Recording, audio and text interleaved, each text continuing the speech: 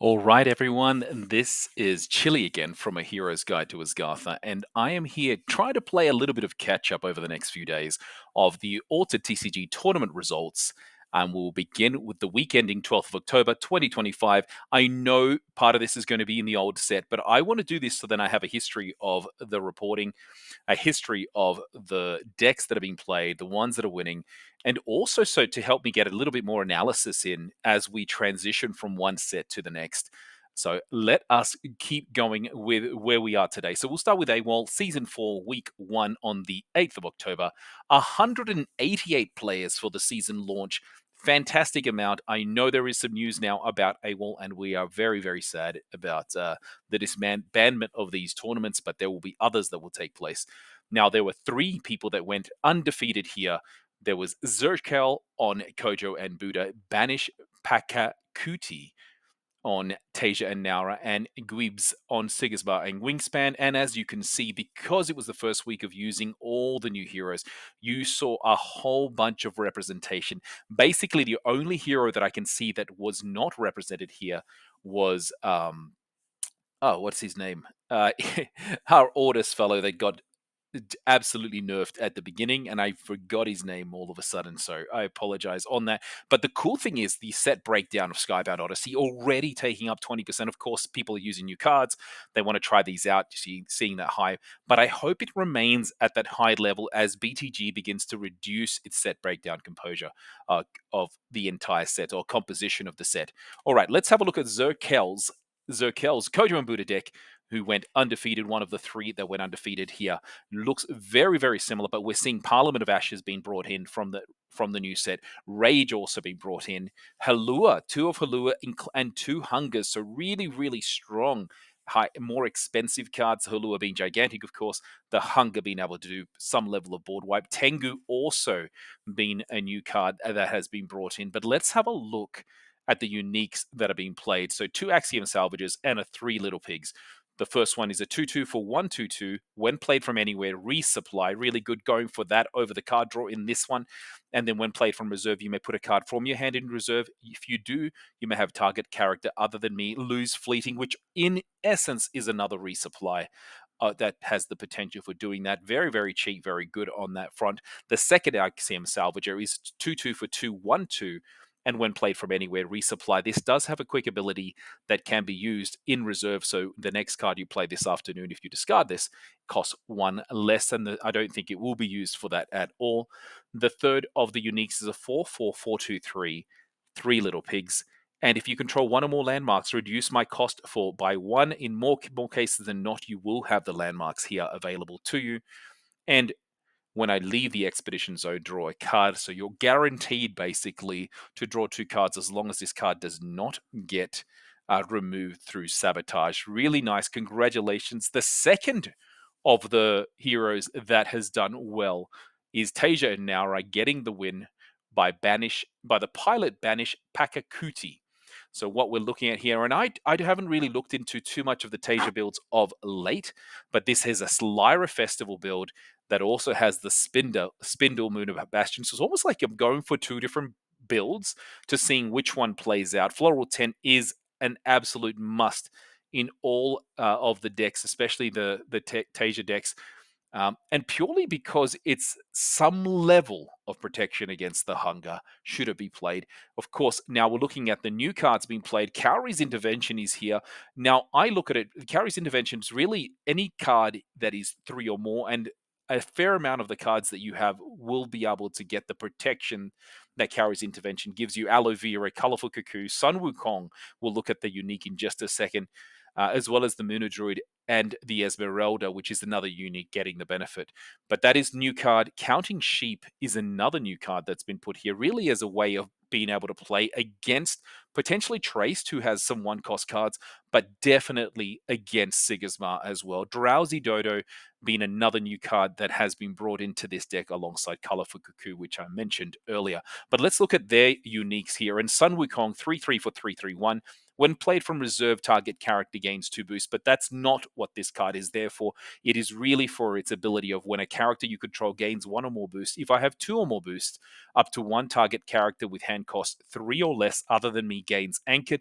Getting that second boost is maybe a little bit hard because you have to have Sun Wukong to have the two boosts, and then for something else to gain it. Or in this case, if you can give Sun Wukong the second boost, then you're able to anchor something else. So interesting to see how that will play out, because it's not the easiest of the, I guess, unlimited or mass anchoring uniques that are out there. The second unique is a 2-1-0-2-1 Kitsune. When played from hand, each player may resupply, and when a character you gains one or more boosts, so this is the easier one. If you control two or more boosted characters, up to one target character with hand cost 3 or less other than me gains anchored. And because you're playing Tasia, if you play this out first, you get that single boost. Then you have to have a card that gains another boost from it. Now, just note, when Sun Wukong is played from reserve, talking about the glass card, it does gain those two boosts. And the third of the uniques is an Esmeralda, 3-2 for 0-1-3. When played from anywhere, you may put a card from your hand in reserve. If you do, resupply. And when a character you control gains one or more boosts, up to one target character with hand cost 3 or less, other than me, gains anchored. So not bad at all. I really, really like it. I think the Esmeralda probably the strongest of the three, but all very, very useful, very good. And I know with my Sigismar build, I really, really lose to this. And talking about Sigismar, let's look at Gwibs' deck, also going undefeated here. And looking at the new cards here, we've got Ascended Trooper, 3 of. We've got 3 Gargoyles, 1 common, 2 rares in the build. 2 Messalines, interesting on that front as well. And they are also including the Landmarks Manjet. So trying to go for that method of being able to ascend. So maybe I don't have as much characters, but if I can draw with you on certain areas, I will still progress. Very interesting build. I really like that style, making Sigismar be a little bit different, but you will also see that Sigismar is still very much the same as we talk about some of the builds that we'll see not only today, but over the coming weeks. Now, in terms of their uniques, what we have is a 3-3 Order Spy, 3-3 for 2-3-2 if you can, when played from anywhere. If you control the token, Sabotage, which is fantastic. And if you control 4 or more characters, Sabotage. Now, when played from hand, I don't know if that second ability would ever really come in play unless you're playing against a Lyra build, a Fen and Crowbar that has a fair amount of things in reserve, or you're also playing against a Traced that may have the ability of getting more cards into their reserve to get that. Just to have 2 cards in reserve, very difficult to do. Or you sleep a lot of cards would be the other option as well. The second one that they have is unique, 3-3 Frog Prince, 4-2-4. And if you, when played from anywhere, if you control 1 or more landmarks, resupply. And then the third of their uniques is a 4-2 Kadigiran Alchemist with 1-2-2 in stats.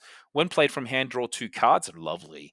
And when played from reserve, if you have less than 8 mana orbs, up to 1 target character gains a sleep, you may have it gain 2 boosts. So not bad at all in terms of its ability. And there's always a ready-made target with the trooper that you have, the recruit that you have.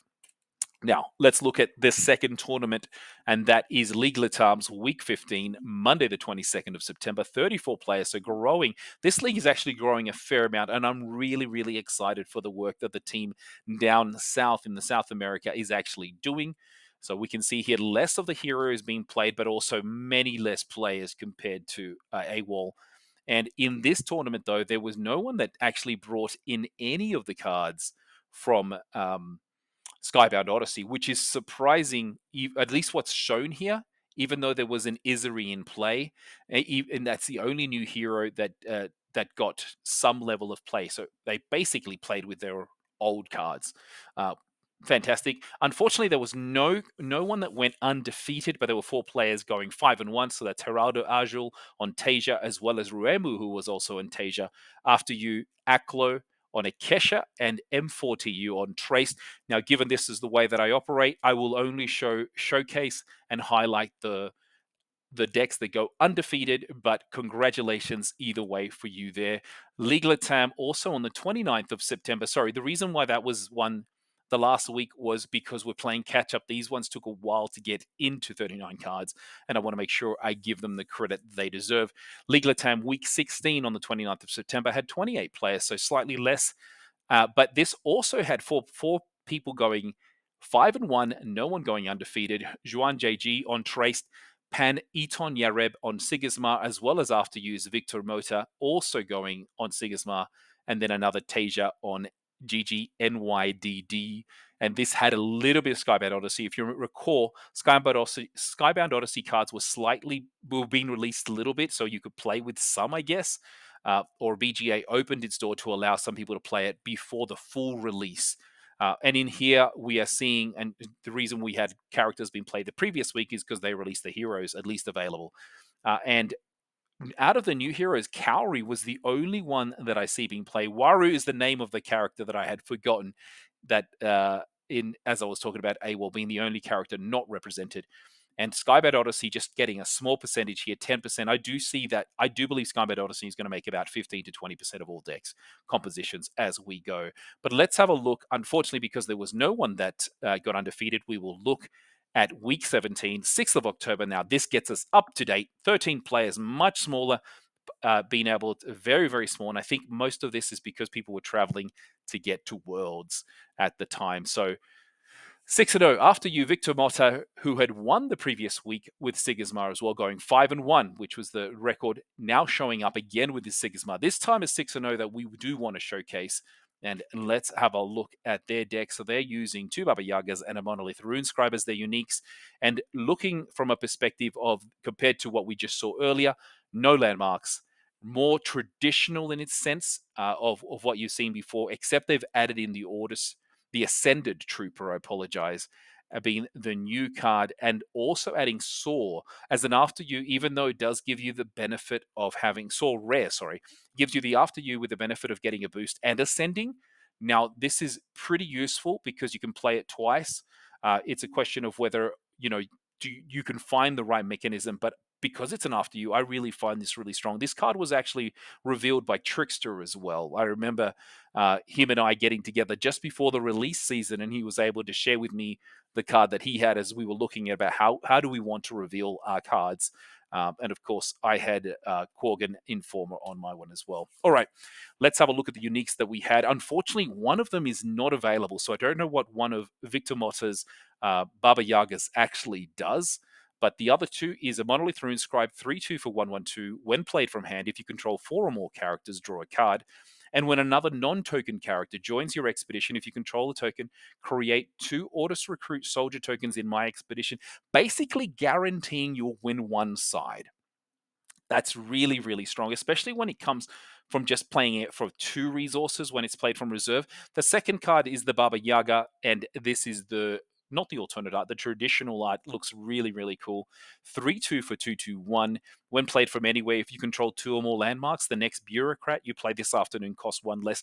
That is not the reason why this is here. It is actually here for the next benefit. When I leave the expedition zone, draw a card. So once again, you're guaranteed to draw 2 cards if you play it from reserve or if it doesn't get sabotaged in this case.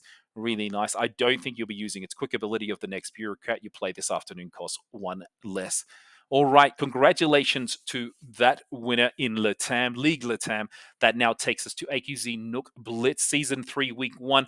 The Nook format has been revamped with multiple more formats available to us, and I will be looking into those as I am one of the people that lead the Nook. Please note, I will only be doing the games that are not turn-based, and that's because sometimes in the turn-based tournaments, people change heroes here and there, and I just wanted to focus on the live ones. And in my mind, playing live, even though it is online, there is a different level of engagement. There's a different level of concentration one must have. So I'm focusing on those tournaments as we go through my recap. So 34 players in the inaugural Blitz tournament for Season 3 on Tuesday, the 7th of October. And this was, I believe, Pandy Andy that was leading the charge on the cast here. And we're seeing Skybound Odyssey, 15% already taking charge here. This was won by Revertifanus on Akesha and Taru. And if I recall correctly, and I always get this wrong, it is either Freeloader, which I do believe it's Freeloader, or it could be Runefolk. Actually, I think this is Rune. No, you know what? It's one of the two. I'm going to reach out to them to make sure I get that right because I know they've won multiple tournaments under this different ID that they've got. So congratulations, Akesh and Taru. Let's have a look at their deck. And really, what we're looking here, and the more I think about it, this looks more like a Runefolk build. It is all about just really suffocating your opponent by eliminating cards from hand, by making sure they cannot play cards from reserve, or absolutely just destroying their cards in reserve. So you can see you're off you go. So that's normal. Magical Training will be able to recall some stuff. Beauty Sleep to stop things. Rime Frost from exhausting. Conjuring Seal to have enough cards in hand. Suha, one of the best cards to have come out in the new set. Suha Quorgan Operative, and looking at the rare, so that will basically Sabotage after rest. Caladrius, being able to remove cards that cost one or less, being at the common. Really, really useful. Sorry, two. I'm sure Caladrius is two or less. I'll have a look at it after. And those are the two new cards that have been played. And Ordis Warden, which is surprisingly useful for those that haven't used this. Three at the rare here, at the out of faction rare. I believe it's out of faction, just because it says Ordis. Now, one of the things that the benefit of here is it basically forces a player to play a card that they would have in their hand in reserve and only getting half life. And then if you try to do these things, get lots of things in reserve, and Kaurakami Unbound gets played next, then they automatically have three cards in reserve that you're exhausting on top of the extra card they have to play from their hand, put it into reserve and exhaust it again. There's a lot of cool dynamics. I've created a deck similar to this thanks to Runefolk's advice. So now the more I think about it, it is definitely Runefolk. Um, and I really love this. It's annoying to play against, but really satisfying to play with. And of course, there's no uniques given this was a Nook format. Then that takes us to Valhalla, the road to Valhalla, week 6, Tuesday, the 7th of October, single elimination tournament. Once again, we're seeing that 15%. This is a very well balanced set breakdown of the cards being played in this tournament with 55 players, 50% BTG, and then 15% thereabouts for every other one. This was won by Tatomate, and let's have a look at their Kojo and Buddha build. And what we will see here, Tengu once again getting some level of recognition in another deck. And then the other one that is new is Colorful Cuckoo. I think Colorful Cuckoo is amazing. Absolutely love it. And you've got Halua here. Skybound Odyssey build. So this is really the decks where they want to draw up enough, basically win one side. Because you've got Kojo and Buddha, if you play the Skybound Odyssey on those turns, you really can almost guarantee or get to a place where you can win both sides. Rage is being played as a way of helping the hunger to give it fleeting, but also making it gigantic after you've removed things, given it is so cheap. And then your mana eruptions are your way, and your Duel of Grits as defense mechanisms for you. Very, very strong build. Congratulations to Tatsumate. Um, and let's have a look at their uniques. So the first Haven Bouncer, 3/3 for 3/2/3. When played from reserve, if you control 2 or more boosted characters, draw a card. I don't know how they're going to get as much boost here in this build, because Kojo doesn't normally give you that. And when I leave the Expedition Zone, Sabotage, that will give you a double Sabotage in essence if it's played twice. Tengu, which for me is one of the best looking arts of the new set, 3/3 for 2/3/3. When played from anywhere, if I'm the only character in my expedition, Sabotage. Otherwise, you may exhaust target character in reserve. And when played from hand, you may rush if you do My Expedition Ascends. The next card that was the other unique is a 4/4 Amarok. You don't get to see that many Amaroks being played as uniques, but let's have a look here. 4/4 for 3/2/3. When played from anywhere, if I'm the only character in my expedition, you may discard target character with hand cost 3 or less. Not bad at all. Very, very useful card to have. And when another character joins my expedition, sacrifice a character in my expedition and I gain 1 boost. And there you go. I know that last ability of Amarok's is sometimes used against them, where you can move things, especially if you're playing any of your Axiom builds. You can move another character into that zone and basically have them sacrifice it. All right, that then takes us to the AQZ Nook Classic. This is the final for the 24th of September, trying to play catch up once again. I did want to make sure I caught up on all those decks, all those tournaments that weren't uploaded into 39 cards quickly enough from my last release, and that was a while back. So 30 players here. This was an invitational, as we can see. You can see in the most interesting part for me is somebody decided to play Rin in this tournament, and they must have a very, very interesting breakdown. They did not make the top 6, though, in terms of what we can see, either an X and O record or an X and 1 record. And we see here that there is no representation of Skybound Odyssey because it was prior to set release. And this This tournament was won by Nordic Finalin on Trayston Rossum. For me, the strongest of all the heroes. I know some people still believe Sigismar is. I think Trayston Rossum, for their unlimited, almost, or it feels like unlimited way of just getting card after card available to play. All right, let's have a look at what they did. Of course, being a Nook tournament, there is no uniques, and this has got a couple of bug out bags, Keylon Cylinder and Haven Bravos Bastion. Interesting that only 4 landmarks are used when we're traditionally seeing 5. And as we progress to the new set in Skybound, there's actually more than 5 that are being played. The Grems are essential for what you're trying to do, and the bug out bags help the Grems be able to gain their benefits. Gibbles also to be able to. I don't think you'll ever play Gibbles from hand. More than likely playing for reserve for their discard ability, and that way you can trigger either the Keylon Cylinder or the Haven Bravos Bastion to give you more benefits as well. And your Vikes are there just in case that someone comes and exhausts your cards. In reserve, you can still play them. Keylon Burst and Avalanche being the 2 cards and one-ofs as well that are your ability of disrupting your opponent. All right, and then let's get back to now, the today. So AQZ Nook Classic Season 3 Week 1 launch, 34 players on this tournament. This was won by HOFR's Clem0533 on another Trayston Rossum. And here, though, we do have the Skybound Odyssey cards being able to be played. And when we look at that, really what we're seeing is Paju getting some strength in what they have. And you can see the landmarks growing. As we saw in the last report, only 4 becoming 8 now in terms of landmarks. Restocking Station and Aerolith Reef. This also changes out to have an Armored Jammer as one of its landmarks over the one that gives you an additional boost. Now, if I look here, I do not see anything else that's new, and less spells, more landmarks, really, where this is going. And you still got to keep your hooked. Like, the hooks are just one of the most underappreciated. I think not so much now. I think people absolutely see them as one of the greatest cards in all of Altered. And that then takes us AWOL. Season 4, Week 1, also the new week. And we are seeing Skybound Odyssey 20%, so much higher representation than we've seen elsewhere. Of course, the 2 AWOLs had about 20%, both of them together, but every other of the tournaments has had less. This was won by Infinite on Sigismar and Wingspan. Let's have a look at their deck. Bumblebeat making an appearance here. I still don't know what I think of it. I think it's great when it's played from hand, and when you have you can actually get it from reserve. But if you have lots of these, it gets a little bit more costly to be able to have 2-3 costs in your reserve. Saw also making an appearance here so that you can ascend and give a character a boost. And the other card that is new is the Ascended Trooper, which we are now seeing in every one of the Sigismar builds that won.